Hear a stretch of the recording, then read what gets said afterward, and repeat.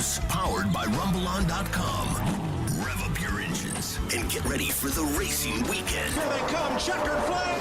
It's Chasing Checkers with your host, Chase McCabe, on Nashville's best sports talk, ESPN 102.5 The Game and the Game Nashville app. Final corner of 400 laps. Alex Bowman steals one in Richmond. Wow. Yeah. Oh, man, Greg Ives, crew chief of the 48 is pumped. Look at that team. They rebounded from a pit road penalty at lap 240 I can't to score his third career win. There you go. The great Mike Joy, Jeff Gordon, Clint Boyer on the call from Fox Sports as Bowman closes it out. I'm not going to say he stole it. I'm going to say he closed it. And he gets the victory at Richmond. Welcome into Chasing Checkers here on ESPN 102.5 The Game. We are streaming on the Game Nashville app. You can also watch us on Twitch, on YouTube, on Twitter, and on Facebook as well. Every Saturday at 9 o'clock. I'm Chase McCabe, and happy to be here with you talking some racing as always. We're going to have Alan Bestwick, who you actually heard there in the Open. He is a part of our Open here on the show. He's going to join us in the next segment. He's doing a lot of different things in motorsports, but going to be the play-by-play announcer for the Superstar Racing Experience that Tony Stewart and Ray Evernham are a part of. So we'll talk to him in just a little bit. But first, we got to get into Richmond because, yes, Alex Bowman won the race. Once again, Denny Hamlin dominated the race, leading the most laps. He led 207 laps. And he came home second. I feel like that this is just a continuous theme of this season of Denny Hamlin is he has the best car. Right now, I guess he's the best driver out there, but he's not winning. And listen, at the end of the day, it's all about that getting that checkered flag. I mean, this show is called Chasing Checkers. You want to win the race. So he comes home second. Joey Logano, who I thought had a really good car as well, he gets third. So can you make the argument that Alex Bowman stole it? Sure you can. But they were up there in the mix pretty much all day. Now they did have some issues, and he had to work his way back. But I think Bowman has shown this year that, you know, he's got it. I mean, taking over that 48, taking the pressure of taking over the 48. And, oh, by the way, Jimmy Johnson made his IndyCar debut on the same day in the new version of the 48. So to get the 48 back to victory lane, that was pretty cool. But I think Alex Bowman deserves a lot more credit than maybe he gets. I think he's a talented race car driver. I've had the opportunity to talk to him several times. He's a good guy. He gets it. Things just haven't, come as easily to him as maybe it does for somebody else. But I think he does a fantastic job, and there's a reason that Rick Hendrick tabbed him to replace Dale Jr. in the 88 and now replace Jimmy Johnson in the 48 because he knows he has that talent. But with some of the runs that they have had this year, not having victory lane, having the pressure of the 48, you got to wonder, was he starting to feel a little bit desperate? He answered that question after the race. Yeah, somewhat. I think Bristol, we were probably good enough to win. Broke fourth gear. Martinsville, probably good enough to win. Had some issues there. So I feel like we've been capable, had race cars capable, just haven't put all the parts and pieces together, like you said. So, we weren't in a great place with points. But now, we've got to win and we don't have to worry about that. So I wouldn't say we were desperate. I feel like we've had such fast race cars that we knew we were capable of doing a good job and getting into the playoffs. But this definitely eases the nerves a little bit. Yeah, I mean, it has to. Getting that win because, with the playoffs, that format, wins get you in. It's what you need. And because of how some of the things had gone, I mean, he finds himself 13th in the standings, but now he has that win. So it doesn't really – it matters because, I mean, if you keep getting winners, I mean, think about all the different winners that we've had in NASCAR this year in the Cup Series. you keep getting a bunch of winners. I mean, you're only 16 are going to get in. So, what does that mean for a Bowman or, really Michael McDowell, who is 17th if you look at the actual points right now, but he's winning the Daytona 500. That should help him get in. But you gotta start stacking some of these up and running better, running more consistently, and I think that's what this could do for Alex Bowman. I mean, I talk about on any show I'm on, you will always hear me bring up confidence, and winning certainly helps with confidence. And I've seen it with him before that, when it's only his third career win, but when he gets a win, you can see them run better the next few weeks. But there just seems to be something different. He and Greg Ives are gelling more than they ever have before. It's like he hasn't, and he's told us this, it's not that he's looked at taking over the 48 as pressure. It's like it's an honor that he's getting to do that. Now, obviously, getting a win for Ally. I mean, think about this. Jimmy never won for Ally. Jimmy, got Ally towards the end. Lowe's was his longtime sponsor. He never got back to victory lane. So this was the first win for Ally, which was huge to have them get in victory lane in that 48. So that happened, and of course, Ally sponsoring the Ally 400, which is at the Nashville Superspeedway, and the Nashville Superspeedway, of course, is involved with this show. So get your tickets, NashvilleSuperspeedway.com or 1-866-RACE-TICKS. There you go, nice plug. But it was big for Ally.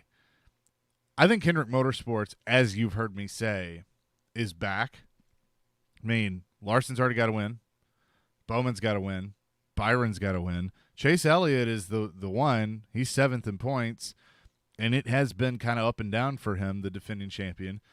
But as I have said, and I will continue to say, he's going to win. He's going to win more than one race, and he's going to be a contender for the championship again. The way this format is set up, I can't sit here and say, yeah, for sure he's going to win back-to-back, or yeah, for sure Denny Hamlin's going to win the championship because he's been so dominant. I would say if I was forced to really make one pick right now, I would go Denny Hamlin. But I think that Chase is certainly going to be in the mix because Hendrick Motorsports is back and they know what they're doing. So I think this just adds to Alex Bowman's confidence. I'm not going to say he stole it. I'm going to say he closed it out, and that's what you have to do. Doesn't matter where you start, matters where you finish, and he closed it out. So Denny Hamlin, as I mentioned, continues to be dominant. He led the most laps once again, but he comes home second, and he commented on that second-place finish.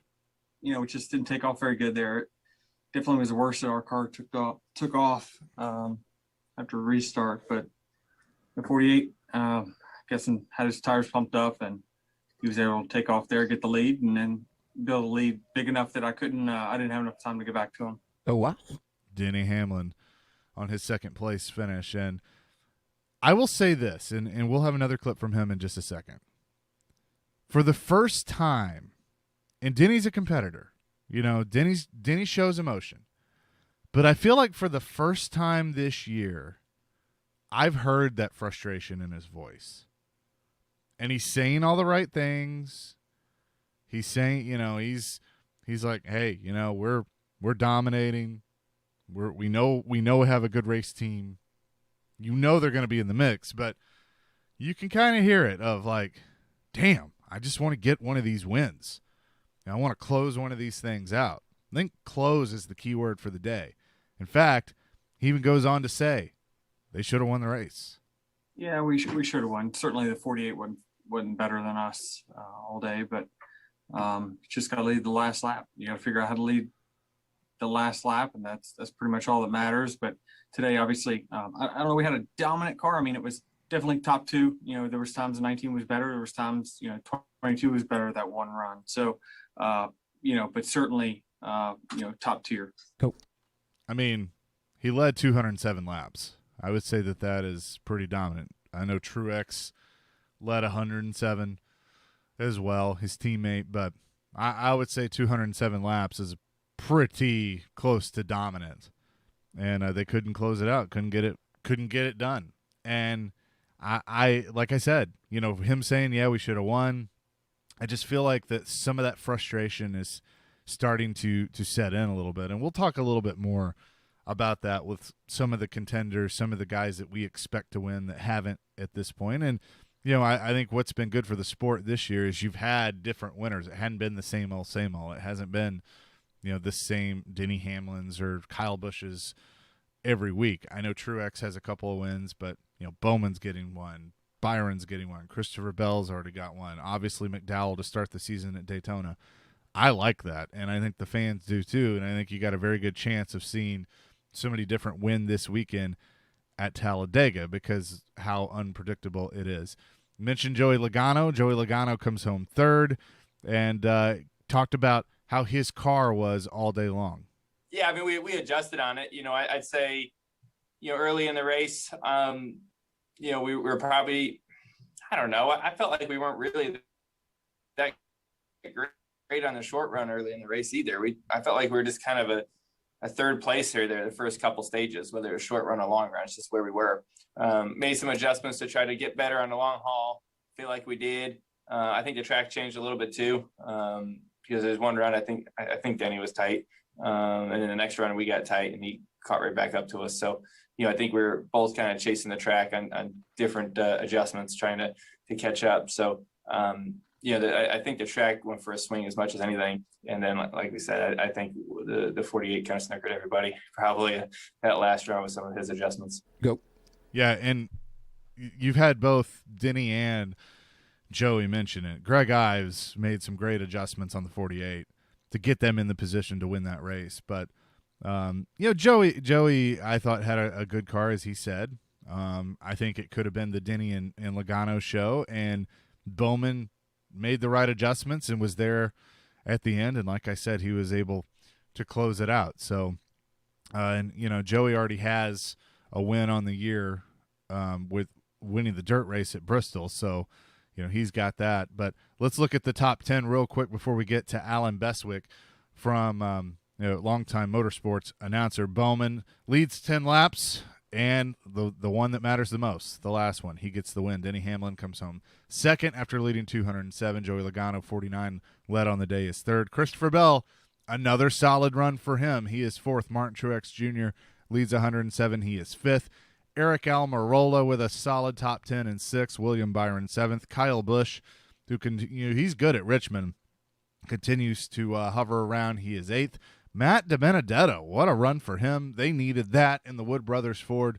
They come home ninth, and Austin Dillon in the 3 rounds out the top 10. So there you go. I mentioned the standings right now, and these are just the traditional standings. These aren't the playoff standings.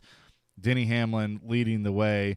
Martin Truex Jr. second. Joey Logano third. William Byron fourth. Ryan Blaney fifth. Kyle Larson sixth. Chase Elliott, 7th. Kevin Harvick, 8th. Brad Keselowski, 9th. Christopher Bell, rounding out the top 10. Kyle Busch, Austin Dillon, Alex Bowman, Ricky Stenhouse Jr., Kurt Busch, Chris Buescher make the rest of the top 16 with Michael McDowell on the outside looking in. But he does have that Daytona 500 win to help him when it comes to the playoff standings. Tony Stewart and Ray Evernham have started a new league. SRX is what it's called, Superstar Racing Experience. When we come back, we're going to talk to Alan Bestwick, long-time racing announcer. He's going to be the voice of that. We'll do that when we come back here on Chasing Checkers, presented by the Nashville Superspeedway. You can get your tickets by going to NashvilleSuperspeedway.com or calling 1-866-RACE-TICKS. We're back on ESPN 102.5 The Game. And you're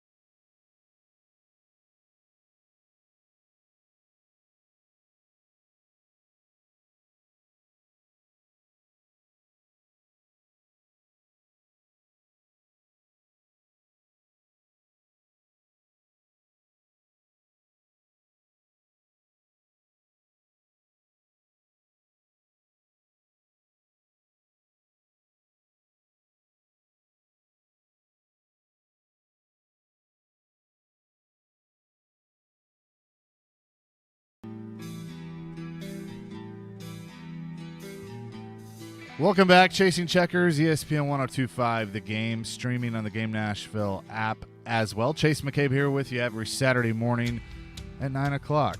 Excited to talk to our next guest. When you hear the open for this show, you do hear the voice of Alan Bestwick, longtime motorsports announcer, and he does a little bit of everything, even calls some college football. So, Alan, how you doing?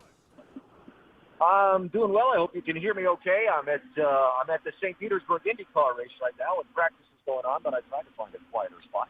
No, you sound great. I want to start with that because, St. Pete, obviously a street course, and that's something that we're going to get to experience this August here in Nashville as IndyCar takes over our streets with the Music City Grand Prix. What are we in store for having these IndyCars take over the streets of Nashville? Well, I think you're in store for a fun weekend. It's obviously a very different discipline than an oval track. It's because it's in the middle of the city, it takes on a different vibe. I guess the best I can describe it is it kind of becomes more of like a downtown party, and the racing in the IndyCar series is terrific. The people are terrific. The cars are cool. I know there's a contingent from Nashville here this weekend trying to soak in all the knowledge they can about operating a street race, and there's so much that goes into it that's really hard. But I think, it's going to be a great experience. I've seen the design of the course. Come on, a bridge over the river, that's just going to be awesomely unique. And so I can't wait to see it. I know that, there's some great people involved in staging the race, and it should be a lot of fun. Yeah, well, someone very near and dear to me, Liz Allison, is one of those people involved, and I know you guys have worked together before. She's down there this weekend, so they got a good group, and that's the thing. I've worked with them some, and I think they have the right people involved, and with the ownership that they have involved, I think it's going to be a very, very fun event. Are you going to be able to be here for it? I don't know the answer to that yet. Schedules are constantly fluid in this day and time we live in, as you know. Yes. And, so I don't know the answer. I hope to be. I would love to be, but I don't know for sure that I would be. You've covered all disciplines of motorsports, obviously NASCAR for a long time with NBC and ESPN, IndyCar. You've called Daytona 500s, Indy 500s. Nashville is a market that has always embraced motorsports, and they've had motorsports before. They've had NASCAR, they've had IndyCar, but to have it come back with NASCAR going out to the super speedway, the fairgrounds, which we'll get to with SRX in a few minutes, and then, of course, the street course. How important is Nashville to motorsports, in your opinion? Well, I think the fact that so many major levels of motorsport are coming back to Nashville says something about both the market's importance and the sport's importance to the market. Right, there's a lot of race fans in Nashville, and Nashville is a growing, thriving, blooming city, and it's a great place to stage a big event. And so the fact that the Cup Series is coming back is terrific, I think. The fact that the fairgrounds is being revived is terrific. The fact that there's this IndyCar race in the streets is terrific. Nashville is a fun city to visit, and so the appeal to the sponsors of the sport, to fans, is huge. And I think, it says a lot about both the importance of the sport to the city, but the importance of the city to the sport. We're talking to Alan Bestwick, longtime motorsports announcer and doing a little bit of everything, including joining CBS and calling the SRX, the Superstar Racing Experience, which has been put together by Tony Stewart, Ray Evernham. You've worked with both, interviewed both. You know how determined Tony is, and when he puts his teeth in something, you know that he's going to go all in. I'm very excited about this. They are going to race. They're going to close the season out at Nashville at the fairgrounds. But how excited are you to get in the booth and call these legends, these superstars, as they hit the track again? Well, very, Chase. So the whole concept of the thing is built around one word, and that's fun. The cars are going to be fun to drive. The drivers are going to be having fun because it's not the traditional competitive element where, you're trying to win to keep a sponsor, or you're trying to win to keep a job, or, they're out there to have fun and race against each other in cars that are going to be very driver dependent. And, the fact that it's all short tracks and you're not, iconic short tracks, all of it just adds together to be a real scream. And we've got a great group put together for the television crew. I've been talking to several of the drivers. They can't wait to get in the cars and try them out. Ray has been working on this for a couple of years, and what the car will be very, like I said, driver dependent. And what's going to make the difference is, the person operating the wheel and the pedals. And isn't that what we all want? Yeah. On a Saturday night, No, absolutely. And the season will start at Stafford Motor Speedway on June 12th, and races at Knoxville, Eldora, Lucas Oil, Slinger, and then closing out the season July 12th at the Nashville Fairgrounds. So that's going to be awesome. And that lineup, I mean, you got, of course, Tony Stewart, Michael Waltrip is in that, Tony Kanaan, Bill Elliott. I mean, there are a lot of different drivers in it. It reminds me, Alan, of IROC, and I miss IROC. I was, as a guy that has liked racing since I was a kid, I remember the IROC series, and so this kind of has that feel to it. Is that a way that you kind of equate it to fans that are asking about it? Yeah, Chase, I mean, it is the IROC series modernized and updated in a few very important ways. If you think about the IROC series, scheduling used to be really difficult, right? Trying to find out when you could get drivers from all these different series together in one place that fit into all of their schedules. The speedway racing element of it, all of those things. Well, you take that concept, the basics of it, and say, okay, let's get a bunch of superstar drivers together, but let's not depend on guys that are trying to win a cup championship right now. Let's get guys that are still extremely popular and extremely competitive, and let's put them together. And let's go to a bunch of really iconic short tracks. And think about, the fairgrounds, Slinger, Stafford, which is the part of the country that I grew up in. And there's no more popular or iconic short track in the Northeast than Stafford. And put these guys out there in a car they can have fun in. And so IROC is the foundation of it. And Ray, began his career working at IROC, but it's updated for today's times and to make a great product that we can all enjoy. And also, you're going to be calling the action for CBS.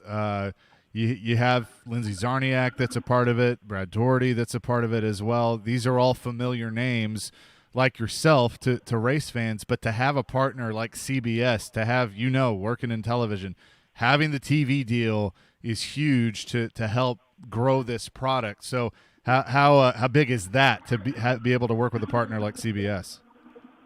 Well, and the difference is, CBS is not a partner in the realm of just a TV broadcast outlet. CBS is literally a partner in the series. Right. And so we've got all the bells and whistles we could ask for. If you think about producing a Saturday night primetime television program for 2 hours for 6 weeks that just happens to be based around racing, that's the approach. And CBS is terrific. I mean, we did a production day Monday in Charlotte where we had all the drivers in and did all the fancy filming and the effects and all that kind of. I mean, there were no shortage of things thrown at this in terms of people, in terms of creativity. It just, it's going to be great. And for racing to get back into a prominent place on CBS is good for the whole sport. It's good for the whole sport to have another major network involved in racing. I completely agree with that. Talladega this weekend for the NASCAR series, and you've called several of those. Unpredictable is probably the best way to describe it, but with the way this season has gone, where we've seen a lot of different winners, which I think that is fun. You kind of feel for Denny Hamlin that he's been dominant and he hasn't found victory lane yet, even though I think that is coming. What, besides the unexpected, what are you expecting from Talladega this weekend? Well, when you go into a Talladega race, first of all, what you want is you want a safe race. That's always my first thought. Absolutely. Second thing is, no, you can't predict in any way, shape, or form what's going to happen. It's impossible. A lot of race teams know, and we've seen play out very, very obviously, that this is one of their 4 best chances to win a race this season. Look at Daytona and what happened in the 500. And, it can be a career-making day for somebody. That somebody that's just struggling or hanging on, or, they know that the equalizer of the draft is out there for them this weekend. They also know that there's a lot of things out of their control that are out there this weekend. So, hang in the draft, keep your car together in one piece, get around to the end, and you got a chance. That's what Talladega is. And, you come back to that old line from the movie. So you're saying there's a chance. and for a lot of people this weekend, they can say that when a lot of other weekends they can't. And that's exciting if you're a driver and a team owner. Alan, as you know, with what you do, your voice, being able to paint the picture, whether it's on radio, which you've done, or television, your voice is going to forever be linked with certain moments. And I know you were on the call on MRN in 1998 when Dale Earnhardt finally broke through and won the Daytona 500. And then 20 years ago this July, you guys were making your debut on NBC, taking over that TV contract. And you and Wally Dallenbach and the late, great Benny Parsons were on the call as Dale Earnhardt Jr. returned to Daytona just a few months after losing his father to win that race. What do you remember about that night, going into it, all the emotion? Because it certainly was different from any other race weekend because of what had happened that February. Yeah, Chase, there's how much time you got, because there's a lot that goes into that day, obviously, right? Right. What happened at Daytona in February with losing Dale Earnhardt, returning there for the first time, the whole NBC, the build-up to NBC's debut as a full-time participant in broadcasting Cup racing was big. We were anxious to get going. We had a great team put together. Obviously, to make your debut in prime time on a Saturday night was kind of a big deal, so we all wanted to, good things to happen. And as the night unfolded, you're just not thinking all those things. You're just calling a race. Right. You're doing it. You're doing a show. And there were a few moments where you had some flashes of different things that brought some emotion out, maybe brought a little chill down the back of your spine. But the one thing that I remember the most is at some point looking out over turns 3 and 4 from the broadcast booth at Daytona and seeing Junior after he got set back in traffic. So I'm passing a couple cars in 3 and 4, and I had this flash that back to his dad's win at Talladega, where he kind of came from 18th to 1st. And, right. and, it was like the same visual thing looking out from the booth across the racetrack. And that was kind of a goosebump moment. The words that people remember, those were spontaneous, kind of a play off that moment of recognition on my part. But I'd love to tell you that it was some, pre-scripted thing that I was brilliantly waiting to use, but, it just happened. And that, the thing that I could tell you about the most is the moment happened. I came up with some words to make it make sense that people have remembered and hung on to for years. And as a broadcaster, you look back on that and you say, okay, I got it right. And I'm thankful for that because it was a big moment and you want to get it right. Yeah, and we'll always remember that moment. Was there a sense, because I can remember you said, using lessons learned from his father, he crosses the line. I hear BP and miss BP, by the way, but hear BP, going all right. Was there a sense of, even though you're broadcasters, you're supposed to be objective, but a sense of, what, this is how it was supposed to be. Nobody else was supposed to come in and win this race. And it wasn't that it was making everything better. There was still a lot of hurt in what had happened, but it made you feel better in the moment because Little E comes back and takes on Daytona. Well, what you felt good about, first and foremost, was you felt good for Junior and his family. How difficult it had to be to come back to that racetrack. And he's talked about it since then. So I'm not putting words in his mouth, but how difficult it was to come back to that racetrack and come to grips with that. And, and go out and be ready to compete. You felt good for the fans because there was a loss there too. And it was an opportunity for the fans to fall back in love with Daytona and to have good feelings, which is what you want. And, for us, we've got the best seat in the house and we have a big responsibility, but we're not immune to those emotions also. It was a great healing moment for a lot of people in NASCAR. And, that it happened was terrific. It could very easily not have happened. But that it did was a wonderful moment in the sports history that just made a lot of people feel really, really, really good.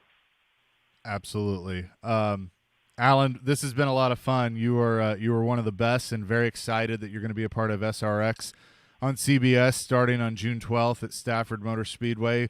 But appreciate you taking the time. Enjoy St. Pete, and we hope to do it again soon. Yep, happy to. Look forward to being in Nashville. It's going to be a blast. I think the last time I did a race at the fairgrounds was maybe the late '90s. Okay. And I was actually in Nashville about a year and a half ago and drove by the fairgrounds just to eyeball it myself. I can't wait to be there with SRX this summer. Yeah, it's going to be a lot of fun. Thanks, Alan. See you, Chase. Yeah, Alan Bestwick, longtime motorsports announcer, and of course, he will be the play-by-play man for SRX coming up this summer. They kick off their schedule at Stafford on June 12th. They'll be at Nashville at the fairgrounds July 17th. So, as we've said on this show, you have a whole summer of racing starting Father's Day weekend, so June 18th, 19th, and 20th at the Nashville Superspeedway. Go to NashvilleSuperspeedway.com to get your tickets or call 1-866-RACE-TICKS. So you have that, and then in July, you have SRX at the fairgrounds, July 17th, and then, of course, August 8th, the 1st of August, the Big Machine Music City Grand Prix out on the streets of Nashville. So going to be really, really cool. Appreciate Alan Bestwick for being able to join us today. I said earlier, when did the contenders break through? Most notably, when does Denny Hamlin break through and find victory? We will talk about that when we come back here on Chasing Checkers, ESPN 102.5 The Game. Take us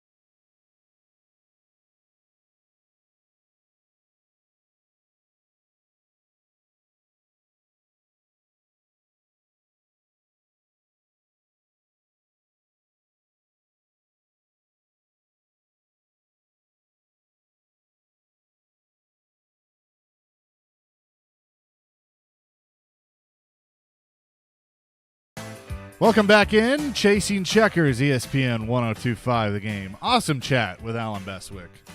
If you miss anything on today's show, you have several options in which to check it out. You can go to thegamenashville.com.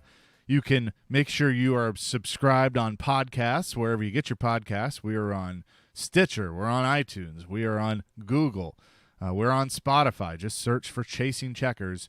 You can go to chasingcheckersradio.com as well. And YouTube you can watch. I mean, we have video. We have it all. It's great technology. So Chase McCabe here with you. Captain Kurt back at the Wholesale Link Studios, powered by RumbleOn.com. So when will the contenders break through? That is the big question. Denny Hamlin has by far led the most laps this year. He has been a very dominant car, dominant driver in all of these races. I mean, in 9 starts this year, 8 top 5s and no wins to show for it. No DNF, 694 laps led. He's got 5 stage wins. And we're sitting here talking about, when's Denny Hamlin going to win? So that's one.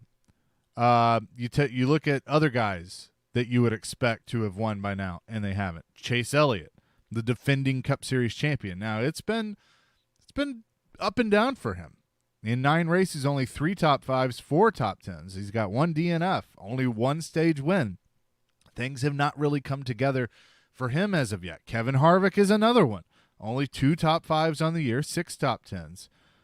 He's only led 17 laps, though. That's unusual for Kevin Harvick after he was so dominant last year. Brad Keselowski, 3 top 5s, 3 top 10s, 2 DNFs, and only 1 stage win.